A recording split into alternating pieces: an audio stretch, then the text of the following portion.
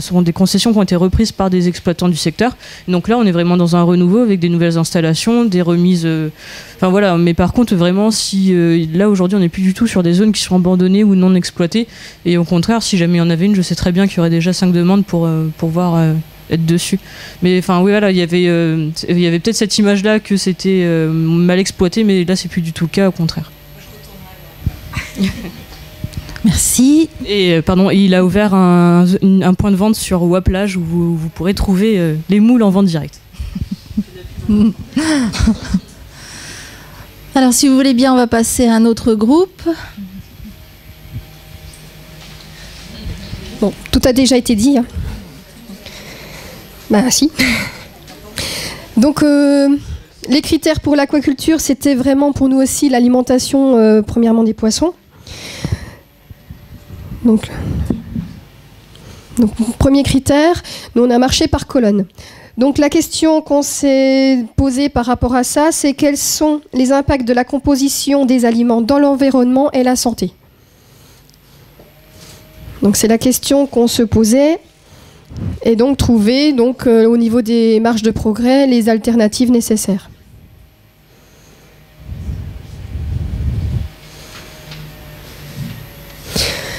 Donc au niveau, je rebondis un petit peu sur les proies naturelles, c'est vrai en élevage larvaire, mais en grossissement ça va être compliqué, sachant que sur les vidéos qu'on a vues sur TV Nausicaa, il y avait la truite qui était à 1,1. Je confirme que la truite est à 1,1 kg d'aliments pour 1 kg de poisson, mais le brochet, il fait 7. D'accord ? Donc je vois mal faire un élevage de brochet en ayant un élevage de gardons qui est 7 fois plus important.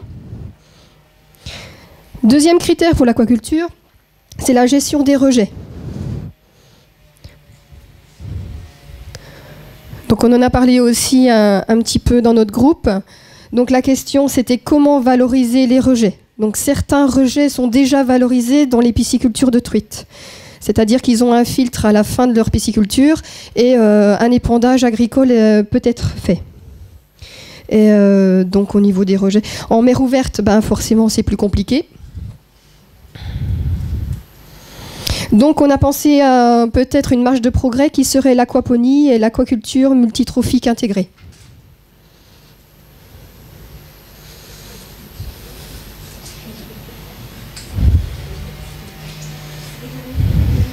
Donc un sujet redondant qui est la traçabilité. On voudrait savoir. Donc la question c'est: peut-on connaître le mode d'élevage, le circuit du bassin à l'assiette?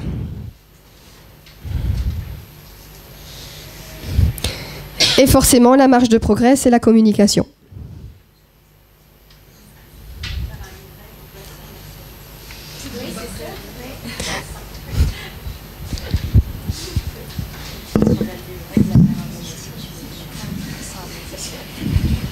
Merci. Est-ce que quelqu'un veut réagir ou... Non ?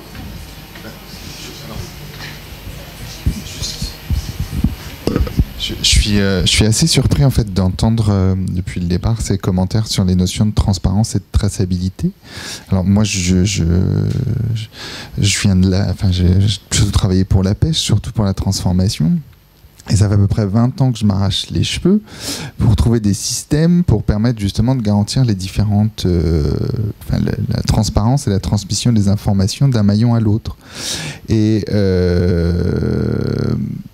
la réflexion que je me fais par rapport à la traçabilité ou à la transparence, soit on n'a rien compris,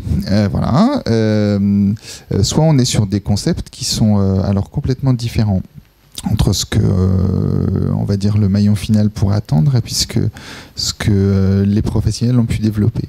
Enfin, moi ça fait quelques années que je travaille dans ce secteur, j'ai géré des crises comme la vache folle, ce genre de choses où c'était très compliqué pour récupérer des produits dans les magasins et tout ça, et vu les efforts et vu les progrès qui ont été faits depuis, moi j'ai quand même l'impression on s'est quand même vachement amélioré autour de ça. Et quand j'entends ces commentaires-là, ça m'inquiète un peu, quoi. Alors soit je suis trop dedans et je connais trop ces questions-là, et que certains ne le sont pas assez, voilà. Mais enfin, moi, la perception que j'en ai, c'est qu'on a déjà répondu, allez, je vais dire, à 95% de la problématique autour de la traçabilité et du traçage, tout simplement, des produits et des intrants et des sortants. Voilà. Donc bon, ça me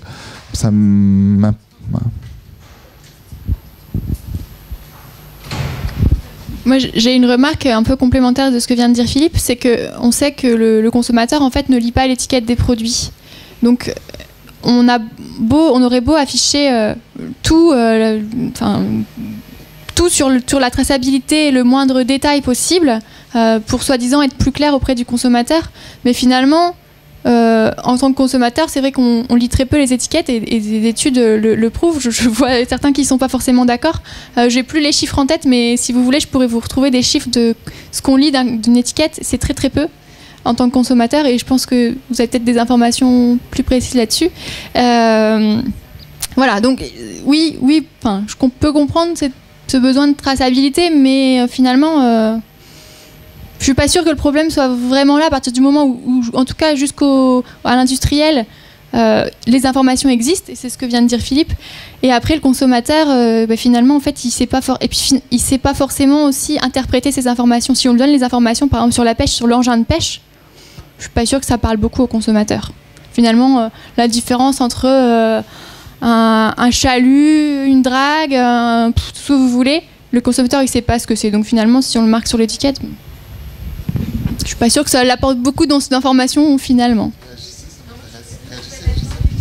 Je pense que justement, c'est le rôle après de tous les médiateurs scientifiques et des enseignants d'apprendre à devenir des consommateurs. Enfin, je pense qu'on a une méconnaissance totale de ce qu'on consomme aujourd'hui pour tous les types d'aliments qu'on consomme et que justement, on doit apprendre à l'école dès le plus jeune âge ce qu'on a dans notre assiette.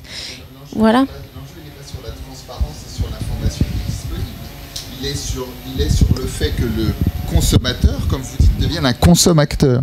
Et ça, vous aurez beau mettre la pression folle à tous les maillons de la chaîne de la production alimentaire, quelle qu'elle soit, si vous avez en fait une population qui n'a pas été éduquée pour comprendre les informations, ça sera compliqué.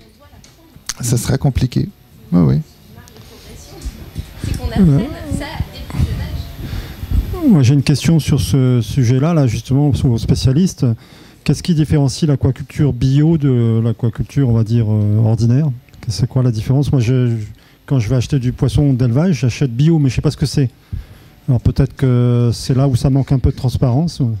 Enfin, les référentiels bio, je vais les caricaturer parce que c'est compliqué dans le détail, mais quand on parle d'un référentiel bio, et je rappelle que initialement ça vient de l'agriculture. Hein, sur l'agriculture, on sait ce que c'est. Non, mais enfin, donc l'idée c'était effectivement de mieux maîtriser les intrants et de s'affranchir, on va dire.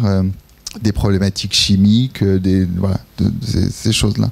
Par rapport au référentiel bio et sur l'aquaculture, au-delà de ces aspects, je dirais, de traitement qui ont été travaillés, il y a aussi pas mal de boulot qui a été fait sur les densités, sur le rendu même du produit et les qualités organoleptiques du produit. Voilà. Après, on reste sur un référentiel, donc ce référentiel il va répondre à un certain nombre de points. Après, on est d'accord ou on n'est pas d'accord sur le fait qu'il soit différenciant et que ça tienne la route. Moi, je dirais que j'ai un avis, mais j'ai pas à le partager. C'est pas celui qui doit faire. c'est pas le mien qui doit prendre le part sur les autres.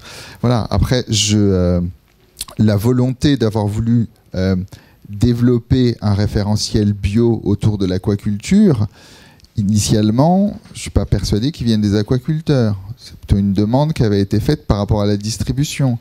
Et d'ailleurs, on se rend compte, et je vais parler d'un marché que je connais très bien, qui est la crevette, parce que j'y ai travaillé, je les ai défendus suffisamment longtemps.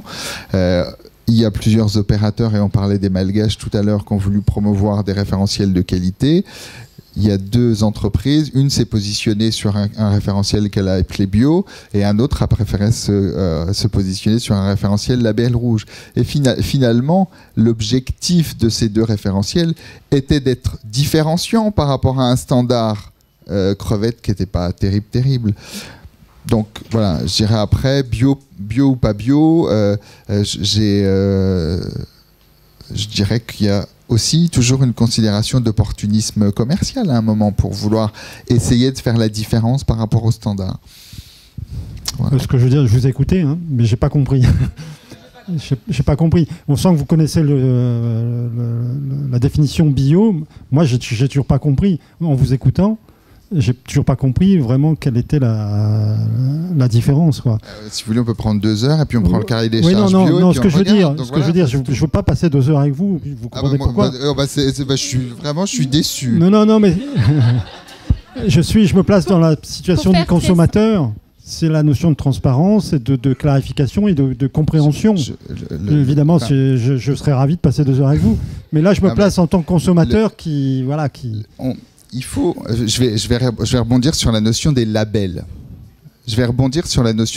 Et Benoît, je te laisserai compléter si tu veux.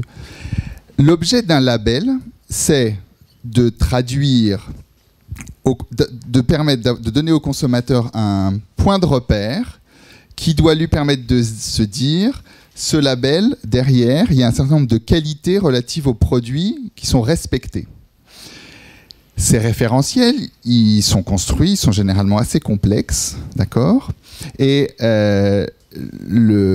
l'objet du label, c'est d'avoir quelque chose qui puisse, qui joue le repère au consommateur. Ce qu'on se rend compte souvent, et si on revient sur les questions de durabilité, on a un foisonnement de labels sur c'est quoi une pêche durable, c'est quoi une pêche responsable, et on a finalement un socle par rapport au contenu des référentiels qui est très différent parce que les labels ont été promus par des gens différents qui n'avaient pas les mêmes objectifs, et tout ça. Bref.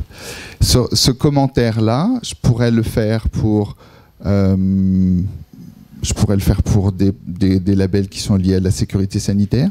Je pourrais le faire aussi par rapport au bio, parce que même si le bio, il y a un socle commun qu'on va retrouver dans la réglementation communautaire, en fonction des espèces que vous allez considérer, en fonction des modes de production que vous allez considérer, il y a des choses qui vont être différentes. Et donc, là, je peux comprendre effectivement les inquiétudes par rapport, ou les questionnements par rapport à la transparence. C'est qu'on a des trucs qui s'appellent pareil, mais pas forcément avec des référentiels qui sont identiques derrière. Et je le conçois complètement.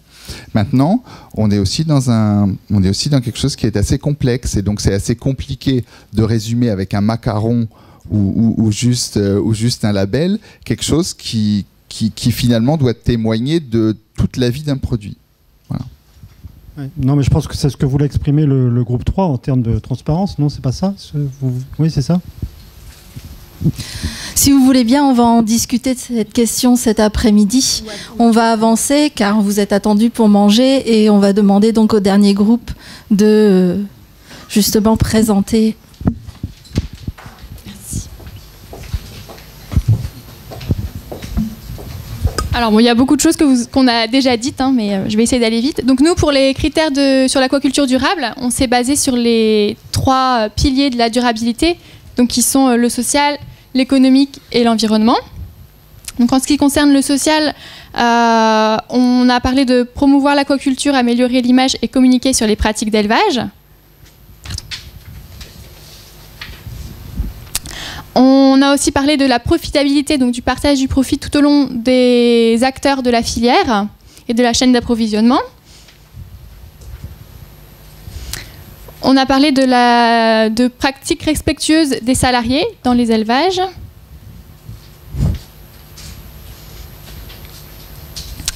On a également discuté de la promotion des pratiques traditionnelles.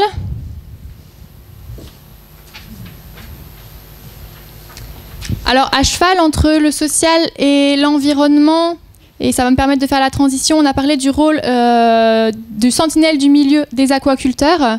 C'est-à-dire qu'il y a beaucoup d'aquaculteurs qui permettent, grâce à leur activité et au traitement de leurs eaux, de retrouver une qualité du milieu meilleure en aval qu'en amont de leur pisciculture. Donc ça, évidemment, là on parle de pisciculture en rivière.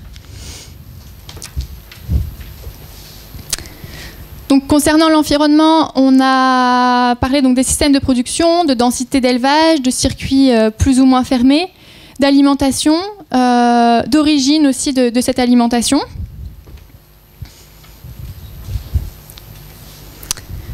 Ensuite, on passe aux critères liés à l'économie.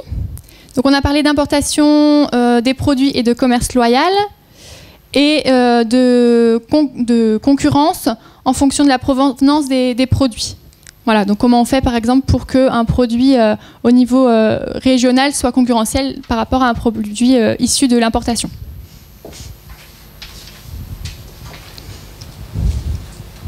En matière d'économie, on a également parlé des visions sur les futures installations possibles, en ce qui concerne notamment l'espace et les contraintes administratives. Alors on a déjà un peu discuté tout à l'heure.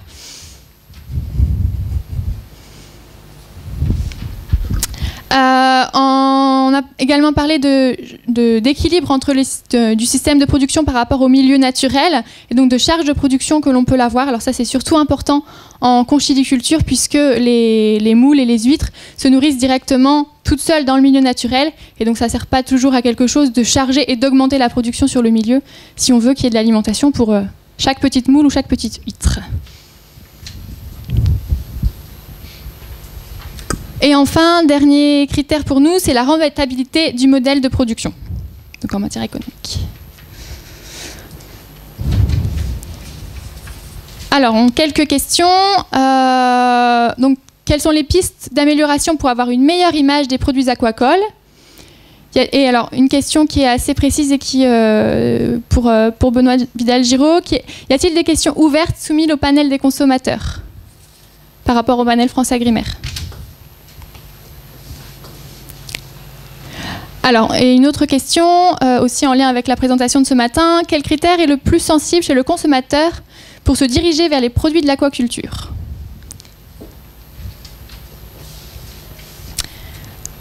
Alors, sur les marges de progrès, on a parlé de l'émergence de modèles de production mixtes, intégrant l'aquaculture, également d'autres activités.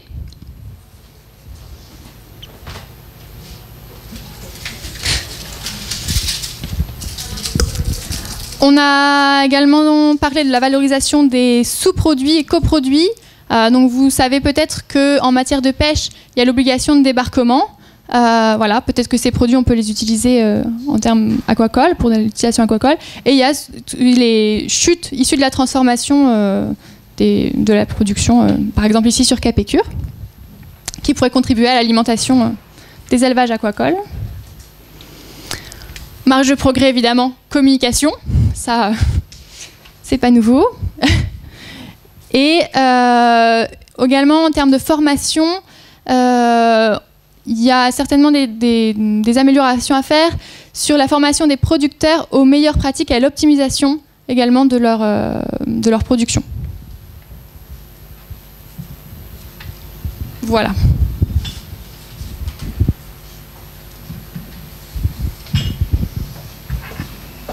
Une réaction rapide ?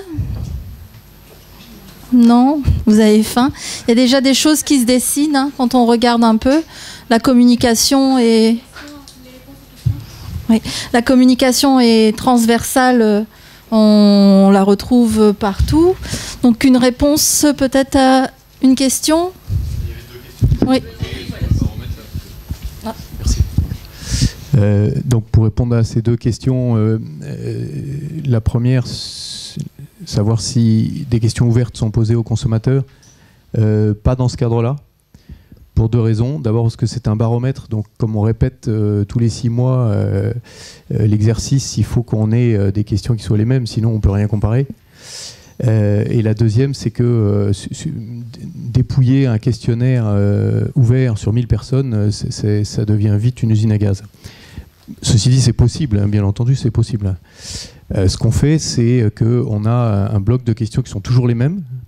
Et pour chaque session, tous les semestres, on a une question spécifique qu'on pose Ça peut être qu'attendez-vous d'un produit aquatique durable. Donc il se trouve que c'est la question qu'on a posée en mai, donc la plus récente. Ça peut porter sur le parasitisme, ça peut porter sur l'étiquetage, ça peut porter sur... voilà. La deuxième question, c'était qu'est-ce qui, dans tout ce qu'on a pu enregistrer comme perception, flèche le plus vers les produits d'aquaculture. Je suis incapable de répondre. Hein. Non, sur la base du baromètre. Hein. Par contre, on avait fait en 2007 une étude assez approfondie pour le CIPA, donc le Comité interprofessionnel des produits d'aquaculture, où là, on était vraiment rentré dans ces problématiques d'attente, de perception, de compréhension. Et ça ressort un petit peu dans ces 4 insights que j'ai présentés. Il y a certainement un problème entre l'homme et l'animal. Cet animal, est-ce que vous êtes sûr que vous le traitez bien ? Et si vous le traitez mal, c'est pas bien pour lui, mais c'est pas bien pour moi non plus, parce qu'après je le mange. Et là, on a quelque chose à faire. Voilà. C'est vraiment, j'ai essayé de le montrer ce matin, les attentes, elles sont vraiment là. Il y a une suspicion sur le fait que comme c'est pas sauvage, ça peut pas être aussi bien que du sauvage. Bon, on peut en discuter longtemps, mais c'est comme ça. Et donc, à partir de là, il faut arriver sans doute à travailler sur cette question-là. Je ne sais pas si ça répond à la question, mais enfin, c'est gigantesque comme question. Bon, on vous invite donc à aller manger. Retour dans cette salle à 14h15. On va déborder un peu pour la suite, pour le World Café. Donc le repas, c'est au bistrot de la plage. Je pense que Florence et Yvonna vont vous emmener.